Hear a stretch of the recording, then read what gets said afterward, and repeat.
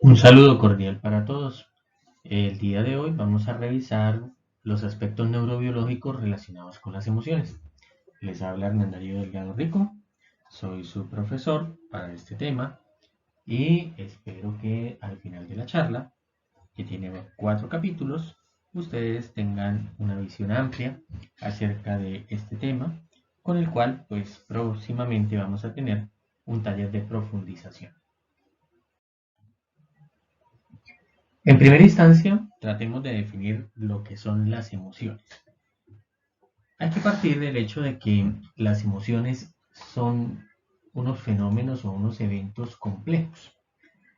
Tienen algunas características como el hecho de darle cierto énfasis, podríamos hablar de darle como cierto sabor, cierta riqueza a nuestros actos diarios por la connotación pasional que pueden tener las emociones.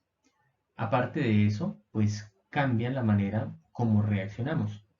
No respondemos de la misma manera cuando alguien pasa y nos empuja y esta persona es desconocida. Posiblemente eso nos pone en un estado de alertamiento que en primera instancia puede generar una emoción como la sorpresa y posteriormente puede ocasionar una emoción de ira. Por otra parte, si quien pasa y nos empuja es alguien conocido, pues en primera instancia es posible que tengamos sorpresa y posteriormente sea una emoción de alegría, porque se trata de un momento así como de confianza con esta otra persona que nos ha dado un empujón para llamar nuestra atención. También es claro que las emociones tienen un papel influyente o modificación de nuestras percepciones y a partir de ello pues es innegable que va a modificar en cuanto al proceso cognitivo. Un ejemplo bien interesante de esto tiene que ver con la nocicepción. Ocurre que cuando las personas están con ansiedad, que es una emoción, pues más que emoción, se trata de un estado de alertamiento. La ansiedad puede estar teniendo emociones como el miedo y posiblemente también haya un componente ahí de tristeza y algo de componente de ira. Pues ocurre que cuando tenemos ansiedad somos menos tolerantes frente a la nocicepción, frente a las informaciones dolorosas que provienen de nuestros tejidos. Y esto pues acarrea que tengamos un menor umbral de dolor, que en ocasiones los analgésicos no brinden una respuesta dentro de lo esperado. Y por eso hoy en día dentro de ese manejo de dolores crónicos, por ejemplo, como dolores neuropáticos o dolor asociado a cáncer, sea muy importante la intervención en la esfera emocional de nuestros pacientes para lograr que tengan una mejor respuesta a los fármacos y no necesiten de dosis muy altas o combinaciones de muchos fármacos que en ocasiones pueden estar compitiendo entre ellos desde el punto de vista de su biotransformación y metabolismo y acarrear consecuencias deleterias o dañinas para nuestros pacientes. Adicionalmente, pues las emociones también van a condicionar de cierta manera la forma en la que establecemos las relaciones. Es claro que si nosotros nos encontramos con una persona que tiene el ceño fruncido, sus labios se notan tensos, pues seguramente interpretaremos que no es un buen momento para pedirle un favor a esta persona, ya que posiblemente se encuentra disgustada, tiene ira.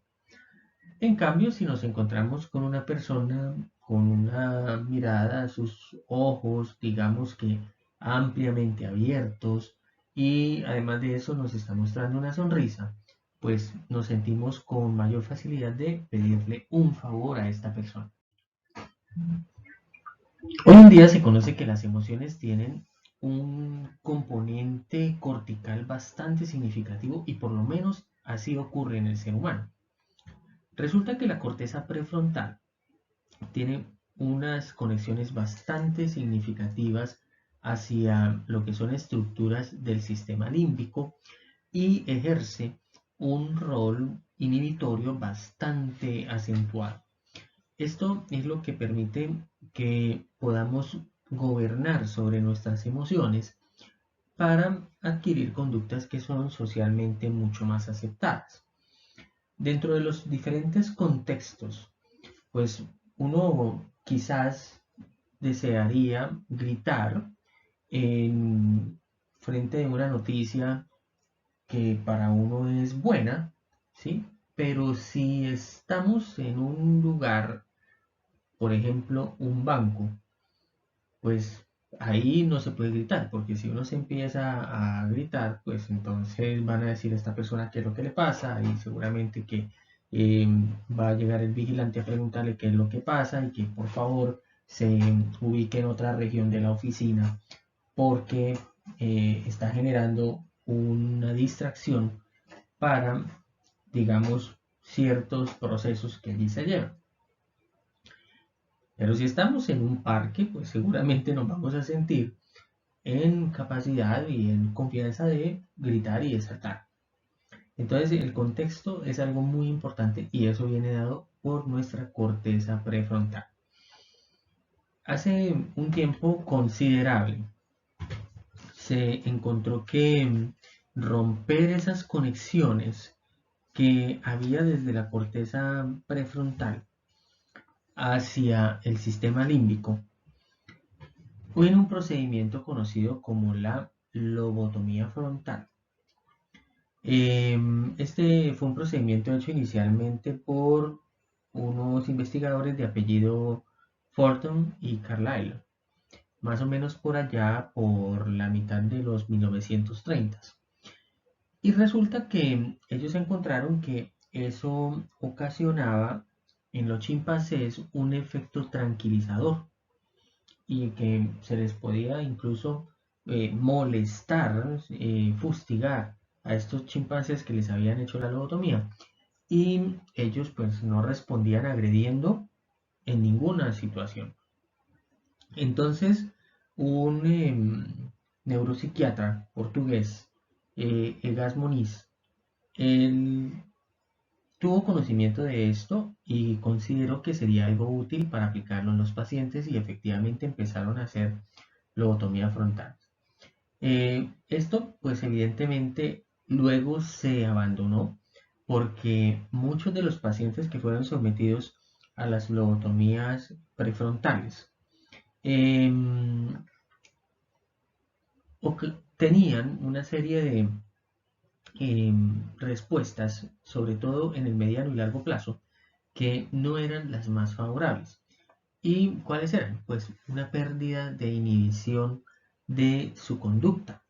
Entonces eran personas que, pues, en alguna situación, por ejemplo, estar en una reunión, empezaban a quitarse la ropa.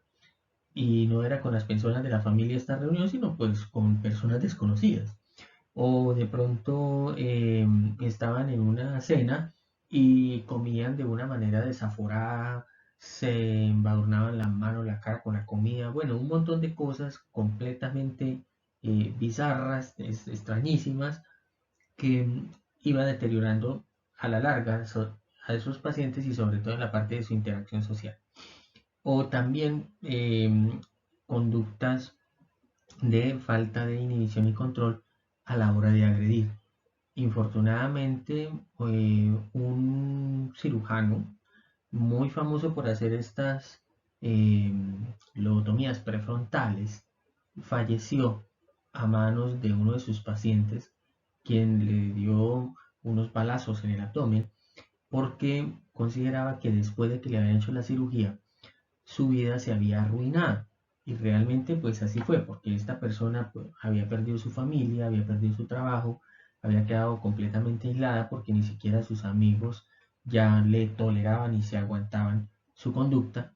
Y tengamos presente que esta persona no tenía todas esas conexiones desde el lóbulo prefrontal para regular su conducta en el sistema límbico. Entonces era una persona que de un momento para otro podía empezar a gritar y empezar a correr dentro de la sala de una casa sin razón alguna aparente. Bien, es claro que las emociones hoy en día pues las hemos podido estudiar más a fondo y consideramos que las emociones tienen unas manifestaciones y esas manifestaciones están dentro de tres dimensiones, las cuales son, por un lado, la dimensión comportamental, y estamos hablando de esas respuestas de músculo esquelético, es decir, los movimientos característicos que vamos a tener mientras tenemos una emoción.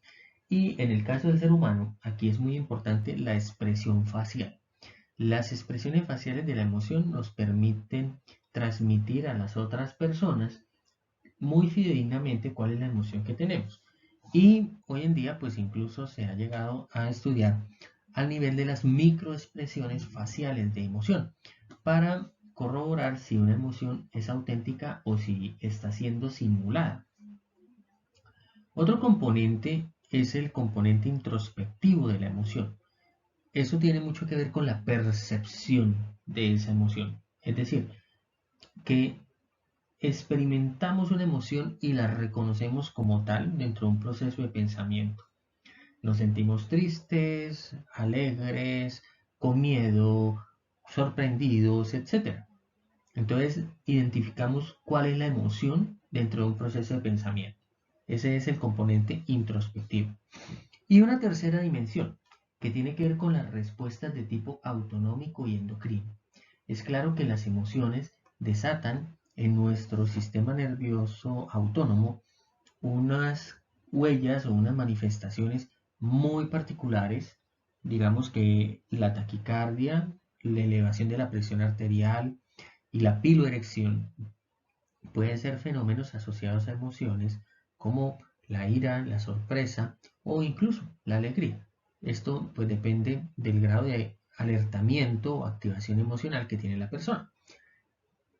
Y básicamente estas respuestas o estas dimensiones de manifestación de la emoción nos sirven para preparar nuestro organismo para cierta acción. Por ejemplo, cuando estamos frente a un peligro, pues para defendernos o para huir.